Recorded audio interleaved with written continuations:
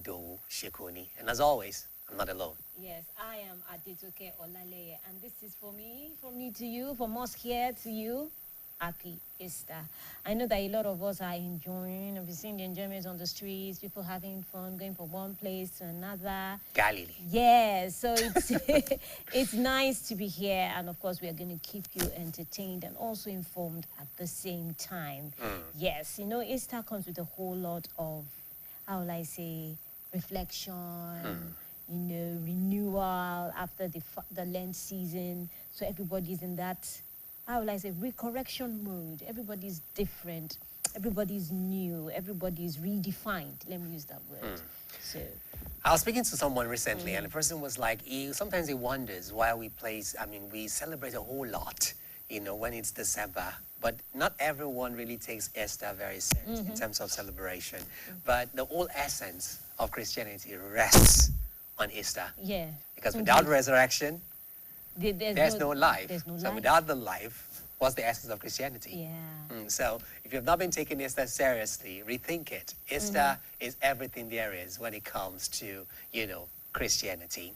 So congratulations once again. You made it. You made it. All right. So today on the show, we are going to be talking about Easter. So there are so many things, you know, surrounding Easter. You know, Easter has gone beyond just commemoration of Jesus Christ. Yeah. In a way. In a way, yeah. Because I don't know, you try to Google pictures during Easter, It's and a you see different look. eggs. Eggs, I'm not like, you know, there was a Not even but I had more. The search returned more pictures of eggs than that of the cross. Nigerian children keep asking, what's the relationship between the eggs and Easter? Exactly. What's up with the bunnies and Easter? Easter bunny. Okay, you know, I have to do a little bit of search about this whole thing. And I go, okay, the reason people talk about eggs is because they see eggs. You know, it's not really our thing, but it's a Western thing. Like eggs are seen as a symbol of new life. You know, the egg cracks, it arches, and it brings out a new life. Cheek. And so there's new life. So, and Easter actually is about life. Christ There's rose. this renewal of ourselves, a rethink. Yeah. You know, there's a whole lot of newness. Of course. When it comes to Easter. I agree with you. And for the bunnies, that came from Germany, Europe actually, specifically Germany, where they talked about how bunnies are symbols of fertility. You know, they give birth a lot. They give birth a lot. So it's all about fruitfulness. That's true. So, you know, it's going to be a fruitful year again, because of course we're continuing into the year. So we believe that will be fruitfulness, will be newness, it will be a renewal of all that we're seeking for the remaining months. Okay. Now, being Easter Monday, let's relieve the passion of Christ. Yes. And when we're done with that, we'll go ahead to bring in our guests and have a little conversation about the essence of Easter. I was going to say Christmas. It's all celebration, don't mind me. Okay, so let's take this away. See this feature on relieving the passion of Christ. We'll be right back.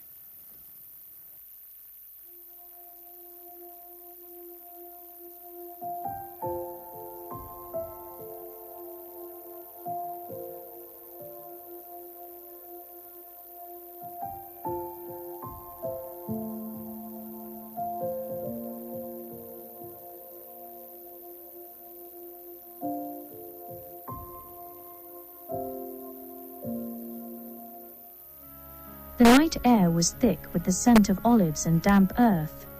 We had followed him into the grove, the familiar place where he often went to pray. But nothing about this night felt familiar. He moved a little distance from us, his shoulders heavy, as though carrying something unseen. When he knelt, it wasn't the quiet, steady posture we knew. It was a collapse, like a man pressed beneath a weight too great for bone and breath. His voice trembled at first, then deepened into something raw. "Father." The word hung in the dark, fragile and aching. We tried to stay awake, we really did, but our eyes betrayed us. The night pressed in, and sleep came like a thief. Each time we woke, he was still there, still praying, still wrestling, as though heaven itself had gone silent. Then came the sound, boots, metal, torches cutting through the dark. Before we could gather ourselves, they were upon us. Soldiers, priests, faces set with purpose. And at the front, one of our own. The kiss was quick, too quick, and everything broke. Hands seized him. Rope bound his wrists. We froze, then scattered. Fear drove us into the shadows while he stood alone, silent, surrendered. The courtyard was cold by dawn. They dragged him from one accusation to another, their voices sharp, relentless. Lies piled upon lies, but he answered almost nothing. It was not the silence of defeat, it was something else, something stronger, steadier, as if he had already chosen this path and would not turn from it. Then came the scourging. The sound, I still hear it. Leather tearing through flesh, the crack of it. Again, again, again. His back was no longer a man's back, just ruin. Blood ran down in dark lines pooling at his feet, yet he did not curse, did not plead. They mocked him. A crown, woven from thorns, pressed into his head, not placed, forced. The thorns bit deep, and fresh blood traced his face. They draped him in purple, bowed in cruel parody, struck him, spat on him. "Hail, King!" Their laughter echoed. By the time they led him out, the sun had begun to rise. They laid the beam across his shoulders. He staggered beneath it, not because he was weak, but because he had already been broken open by what came before. Each step toward the hill was a battle.